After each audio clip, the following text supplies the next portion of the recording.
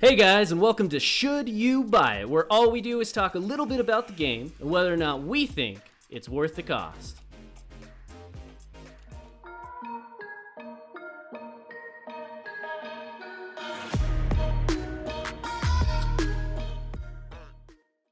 In this episode, we'll be playing PlayerUnknown's BattleGrounds, also known as PUBG, one of the first successful battle royale games to ever exist, where your goal is for you and your squad to be the last man standing.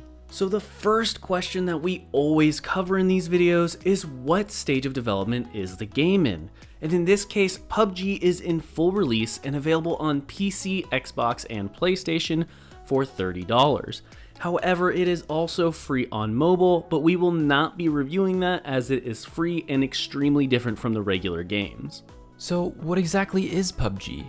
Well, PUBG was the first successful battle royale to hit the scene all the way back in December of 2017. It was arguably the spark that started the fire for the genre, which paved the way for other games such as Fortnite, Warzone, and Apex Legends. So let's get into it. Now, starting off with the combat, PUBG is a realistic shooter game.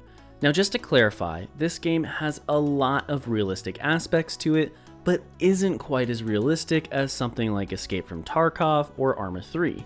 However, it is more realistic than Warzone or Fortnite, for an example. The controls, at least on PC, are a little bit confusing, and considering there's not a true tutorial for the game, it still can become rather complicated rather quickly. Luckily though, they fixed this with the help from the training ground mode, where you are able to play with every gun and attachment in the game at a shooting range in order to get your bearings. They even help you out by giving you an on-screen display of the controls that you will mostly need while you're playing the game. Don't worry though, as this is able to be turned off by the press of a button once you get it down. Once you have the basics down, the combat feels really good. Yes, when people have lots of armor, they do have that bullet sponge effect you start to see in games like Fortnite and Apex Legends, where time to kill is quite long. However, they do offset this by allowing skilled players to bring time to kill drastically down through headshots. A good example of this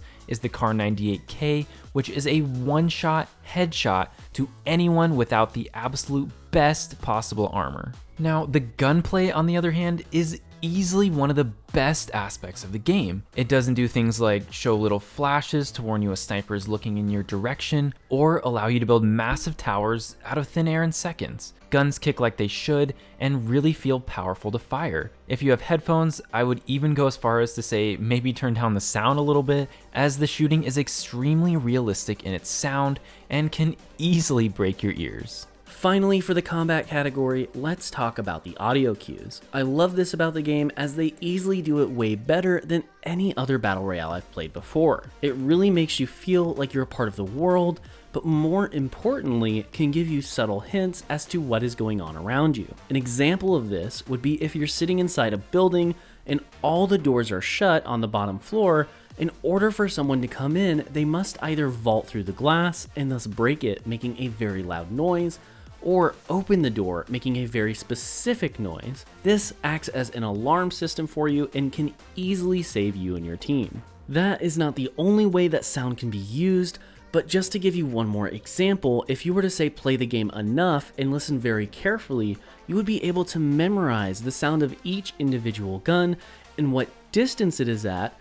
That way you are prepared as to what kind of gear your opponents may have. Next up, let's talk about the loot in the game. PUBG's loot system is interesting compared to some of the other battle royales out there. For example, your armor plays a big role in how many shots you can take without dropping to the ground. This is most unique because it doesn't use a system such as shields in Fortnite, where you have to just fill up a bar in order to have more HP. Instead, it is actual armor that reduces damage taken and breaks with repeated use. All in all, there are 3 tiers of armor in the game which drastically vary in their effectiveness. For example, if you only have a tier 1 helmet and take a shot or 2 to the head, you might just die on the spot. However, having a tier 3 helmet would make dying significantly more difficult, and nothing more than the rarest and most powerful sniper in the game has the ability to take you down in a single bullet.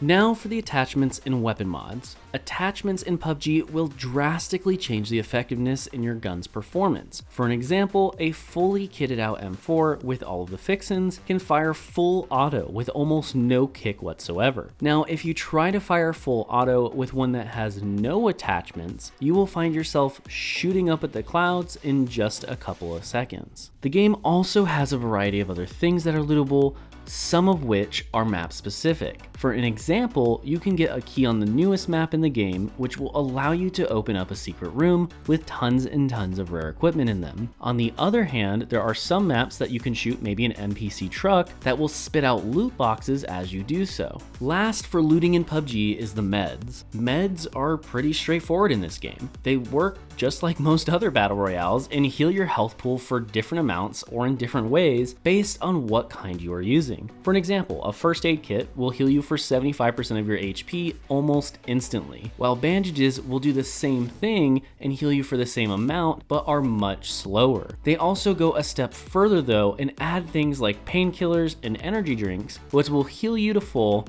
but heal very, very slowly and over time. Up next, let's talk about the game flow.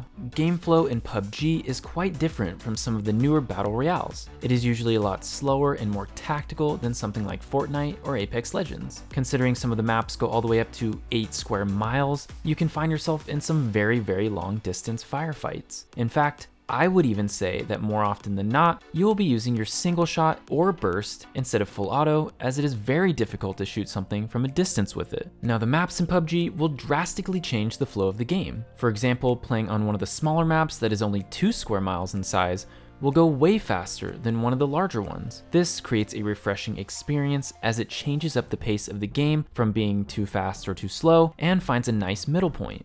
Lastly, we need to talk about the bots. And my goodness, the bots in PUBG are stupid. I get why they have them, but it is frustrating to get 10 kills in a game and just think you're so good just to get demolished near the end by people who are actual players and are way, way better than you. We're not opposed to having bots necessarily being in the game, but man, they really need to just reevaluate the option to turn them off. That is because currently, the only way to turn bots off is to play ranked mode. I'm glad there's a way to not play with bots, but it is rather annoying that I can only do it if I'm willing to play in sweaty ranked. I would much rather prefer maybe a tutorial system that forces your first game to be played with bots so that the new players can learn to play and get the basics down, and then maybe have some option for you to queue in partial bot lobbies or even completely bot lobbies. So that brings us to the pros and cons section for the game. First up for the pros is that the gunplay is solid because it feels smooth and you can actually see your shots make contact, which feels really good when you compare it to things such as Call of Duty that uses a sound effect or visual for you to actually tell. Next up is that there are multiple maps and biomes that make each game feel unique in a genre where most games just recycle the same map over and over. After that, we have that you can play the game in the normal third-person mode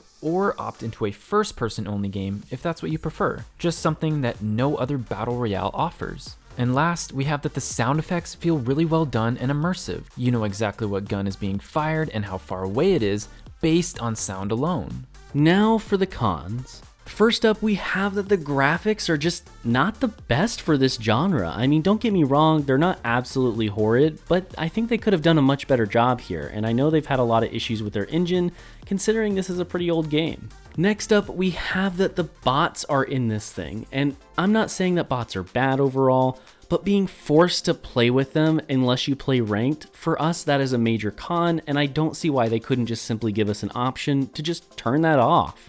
Finally, we have that there is apparently a large amount of hackers, or cheaters at least, in the ranked mode.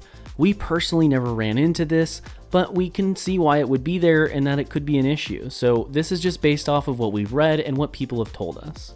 So that brings us to the rating for the game. And when we rate games, we want to get 1 hour of enjoyment out of every $1 that we spend on the game. So for this game in particular, in PUBG, we would want to get roughly 30 hours of enjoyment out of the $30 that we both spent on the game. And after putting 24 played hours into this game, we give it 7 out of 10 potatoes. Yeah, to be honest, we weren't expecting PUBG to be as good as it is in 2020, at least when you compare it to all the new battle royales of today. The game is still really good overall, but there is still a few things that bring it down, such as the bots being mandatory in normal mode and the graphics being a bit poor for this day and age. However, if you do enjoy battle royales, or if you are looking to come back to the game, it is definitely still worth playing in 2020. Now, if you want more money-saving content, consider subscribing to our channel, where we release new videos every single week, where we spend the money so you don't have to. Make sure you guys smash that like button, and as always, thank you so much for watching, and we will see you next time.